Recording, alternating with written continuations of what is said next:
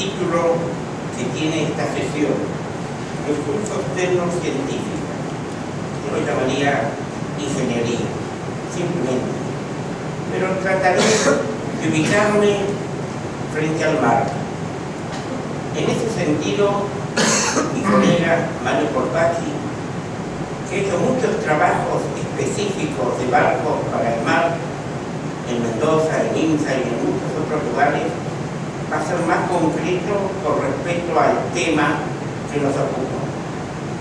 Yo solamente voy a mostrar un video rápido y una sucesión de imágenes que hacen al mar, a un buque en el mar, a un velero.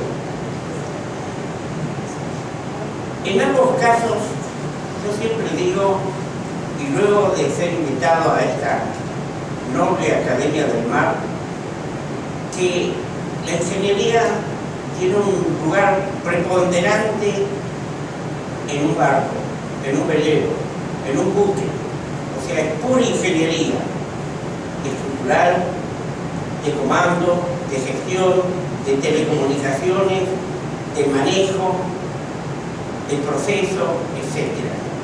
O sea que yo diría que si hay un lugar donde la ingeniería se usa a pleno, se desarrolla, se inventa, se fortifica, es en los buques. Por eso es un gusto poder hablar acerca de este tema. Les cuento que en mi el último libro más reciente que yo he hecho se llama La ingeniería en el siglo XXI. Y yo no puse en la tapa un ejemplo que acudiera a las computadoras o a internet, sino que puse un camino que existe en Noruega, es una cosa real, y al cual fue adjudicado el mejor premio de ingeniería de Noruega. Yo he estado en Trondheim un par de veces, al norte de Noruega, y he visitado los fiordos. No el que van a ver en la película, que queda un poquito más al sur, al medio de Noruega. Pero es un ejemplo en el cual se ve una estructura que usa un camino que liga durante más o menos de 10 kilómetros, varios islotes que son refugios a los costados de pueblos pesqueros. Y luego para que muestre un premio de la ingeniería por su realización. Esto fue hace 2 años. Y sigue siendo uno de los caminos. A mí me daría miedo manejar por ese camino, pero acá lo...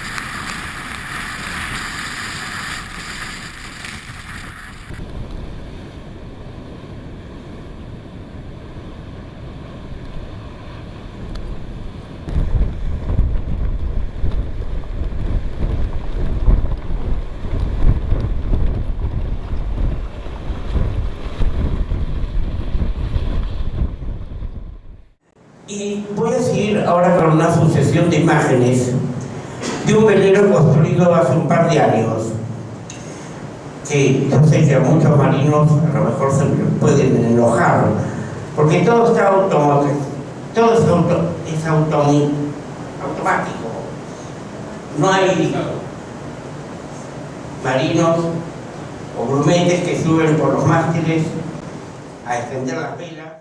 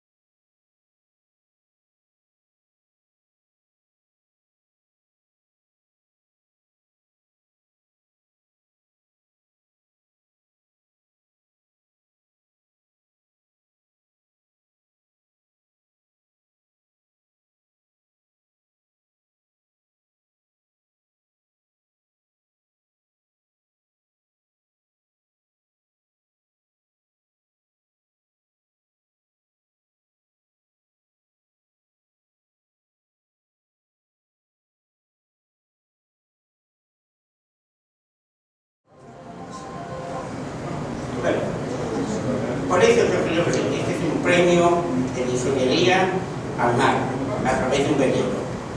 Nada más.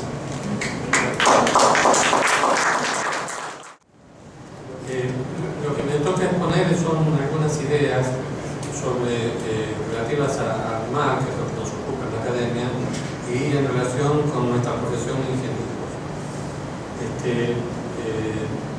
Yo quiero destacar la importancia del mar, quiero tomar una idea que no tiene de mi hija que está haciendo una elaboración.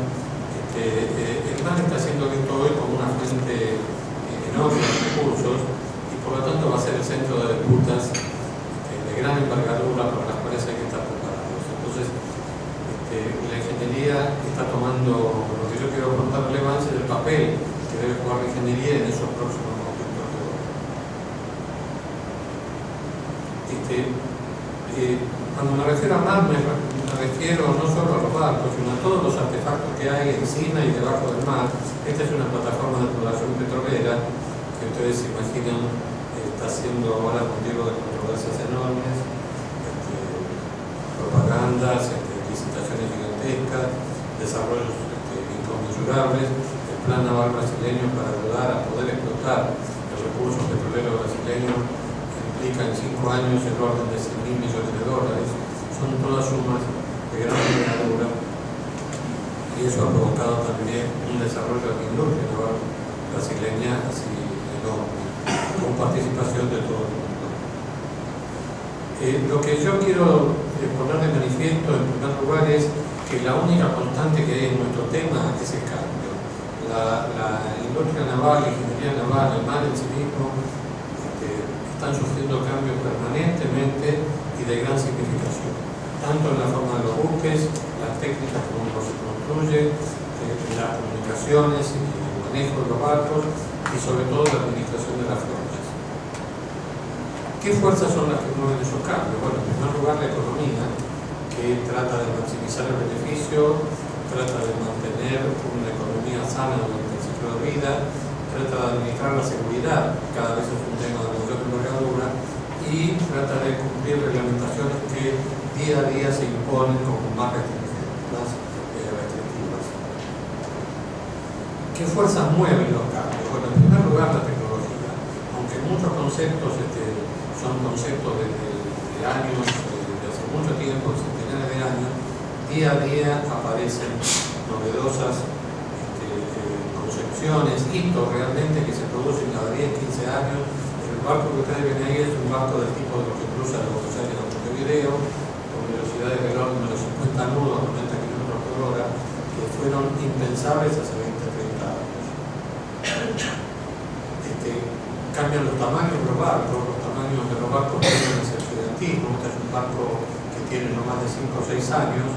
Imagínense que lleva 11.000 contenedores, hay barcos más grandes, y la máquina principal que mueve el barco ese a velocidades muy altas tiene del orden de los 80 megavatios, o sea, 100.000 caballos de vapor para propulsarlo.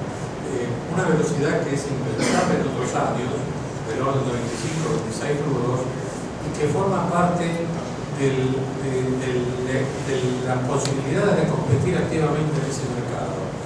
En la época de los clippers, digamos, del siglo XIX, un barco podía ganar o perder su equilibrio económico llegando antes o después al destino, puerto de destino.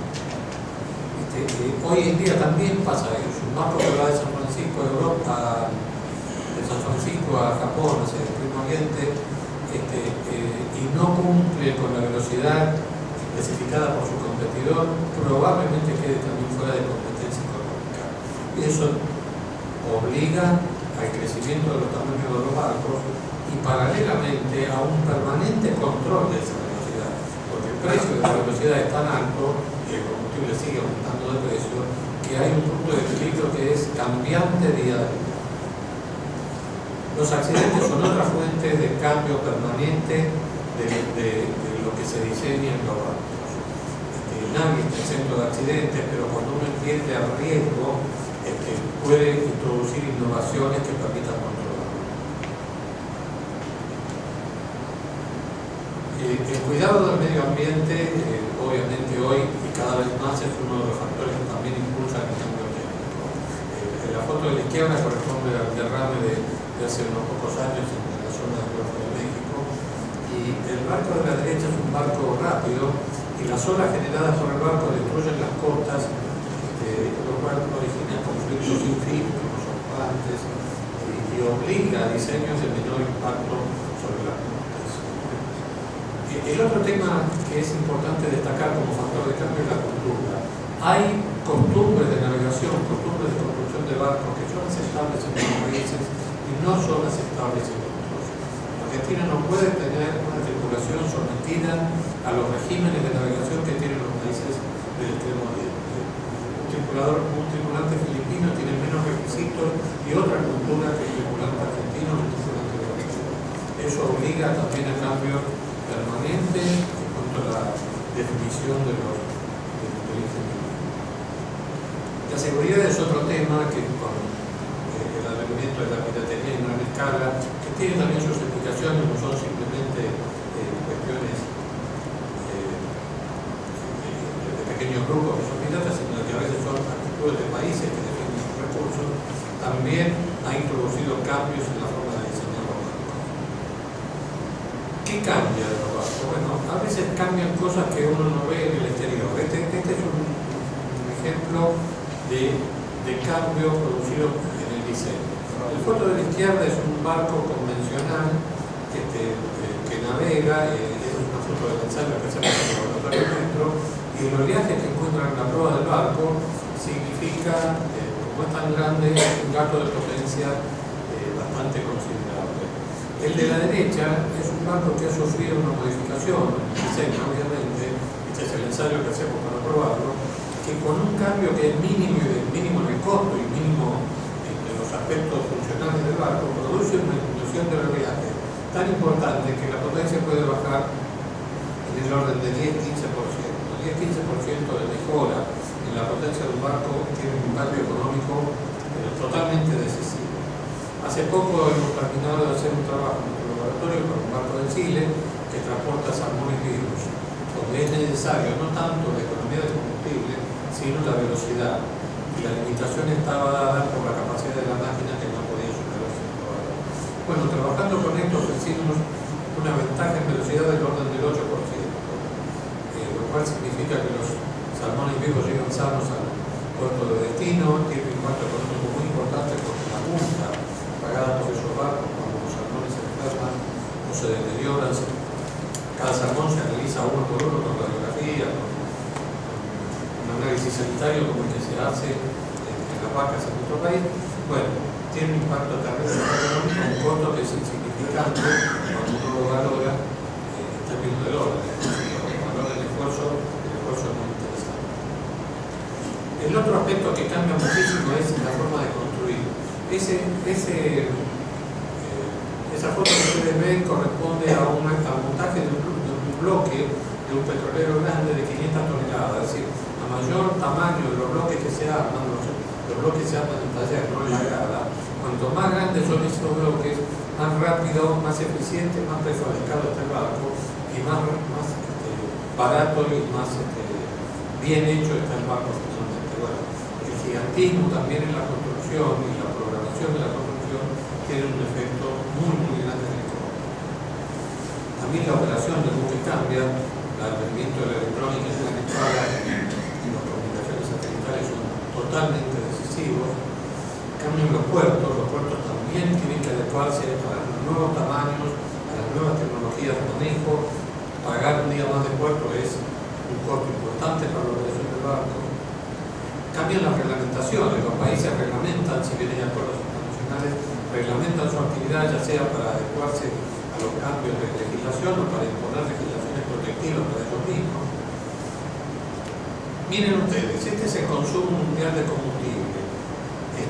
Si bien los barcos consumen muchísimo combustible, 333.000 toneladas por año, que es el 3% del consumo de combustibles fósiles, hay un tema muy interesante.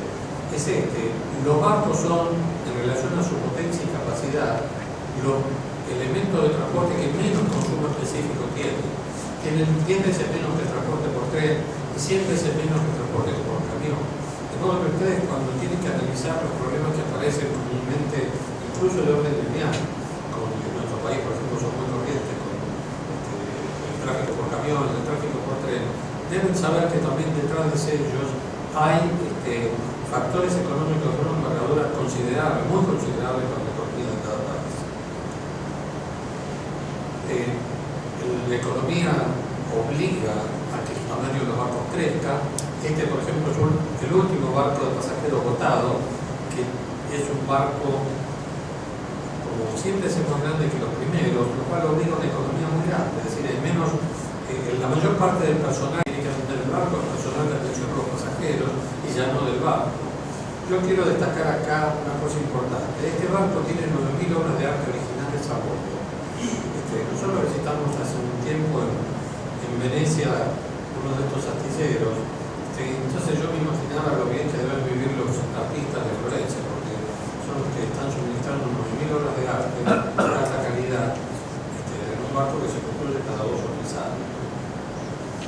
Bueno, los accidentes son, como yo les decía, en el curso de grandes cambios, desde el Titanic, que ustedes recuerdan que hace poco se cumplieron 2 años, hasta el ExxonMobil, que derramó una cantidad considerable de petróleo en el mar. Eso introduce cambios en la legislación de cada país para mejorar la construcción de los barcos.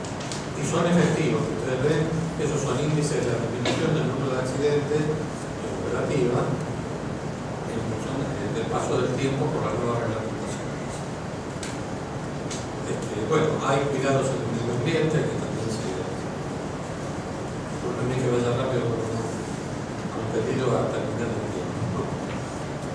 Hay sistemas de protección, los sistemas antifolios son los sistemas de pintura para evitar los crustáceos en los cascos, que tienen un impacto muy grande porque aumentan la resistencia, pero no pueden ser venenosos. Entonces toda una tecnología se ha instalado. Otro tema que también está instalando, y miren el problema, cuando un barco lleva agua de lastre de un país a otro, transporta también organismos que pueden ser patógenos para el segundo país. Eso obligó al cambio del agua de lastre, que es un factor de costo enorme, porque cambiar el agua de lastre puede llevar varias horas y no todos están dispuestos a hacerlo rápidamente. Se están instalando sistemas de control automático del agua de lastre y el mercado de la renovación de esos sistemas automáticos está en el orden de los 100.000 millones de dólares para un rango de unos 10 años. Bueno, la preservación del medio ambiente, la contaminación por los motores obliga a motores más eficientes o digamos menos contaminantes, más eficientes. Y finalmente el avance científico también produce grandes mejoras. El análisis estructural con elementos que son actuales, que están prácticamente al alcance de la computadora, produce barcos más livianos, más seguros, los Los modelos físicos entran nosotros en un barco de pesca de continuo hecho en nuestro laboratorio. Los modelos numéricos que permiten diseñar, por ejemplo, parciales en cuarta dimensión. Este es un barco para llevar escolares en la zona del Tigre que hemos ensayado para producir el mínimo impacto ambiental, el mínimo impacto por las olas en las costas del delta. Este es el comportamiento en el mar, que es muy importante para los barcos que navegan en mares complicados como son del sur argentino. Pequeños cambios de diseño pueden producir grandes mejoras o pueden empeorar también en digamos, en el sentir de cada marinero que está en el mar, ¿no? Este corresponde a un barco de la Armada, una lancha rápida. Estos son un ejemplo que hemos hecho sobre el comportamiento de una boya del cambio de carga de petróleo en Magallanes, en la isla de Tierra del Fuego. Esta es la otra parte, el barco anclado en la boya. La tecnología se hace ya de tal modo que la planificación llega a tener un dibujo detallado de cada elemento del barco y evitar los errores que antes se producían por la improvisación a bordo de la construcción. Bueno, voy a hacer rápido.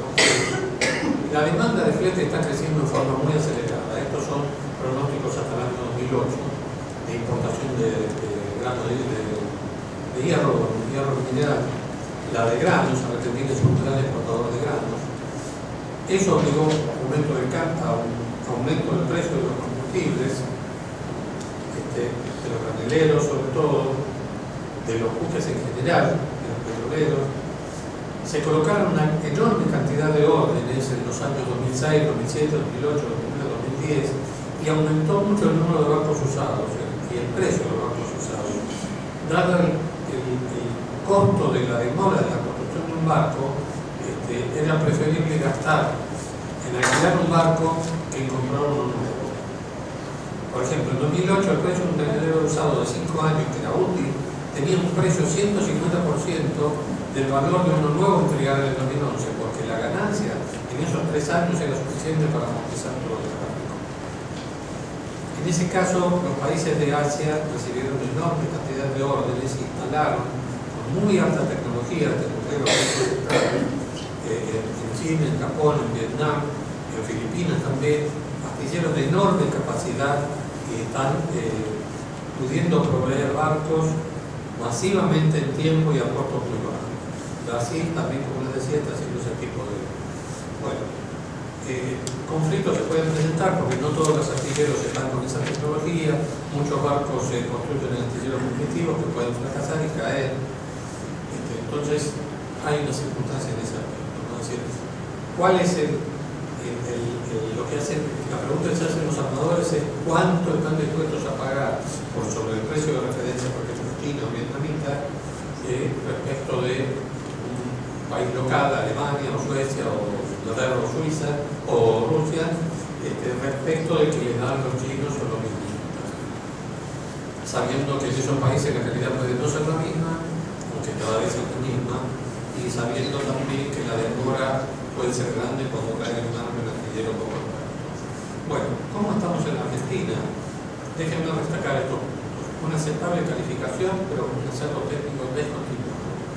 Una débil, ese es el punto más crítico, creo yo, una débil integración de las cadenas productivas, costos de producción muy superiores a los de Asia, la mano de obra asiática cuesta $100 por mes y la Argentina mucho más. Dificultades de financiación, y yo creo que el tema todavía no ha sido puesto como un tema crítico dentro de la economía argentina. Estos son los astilleros que existen en nuestro país. ¿Cuáles pueden ser nuestros factores de mérito en este tema naval? ¿Qué factor de mérito deberíamos agregar para ser competitivos? ¿Y cuál es el exceso de precio que un armador argentino puede pagar para recibir un producto de buena calidad? ¿Cómo lograr un paso de entrega aceptables? Eso es considerable. Bueno, en primer lugar creo que hay que reorientar nuestra industria y enfocar mucho en la reparación de naval, que es un tema insustituible. Es un barco cuando cae en la costa de Río de la Plata y se descompone, debe ser arreglado acá, no puede ir a Chile.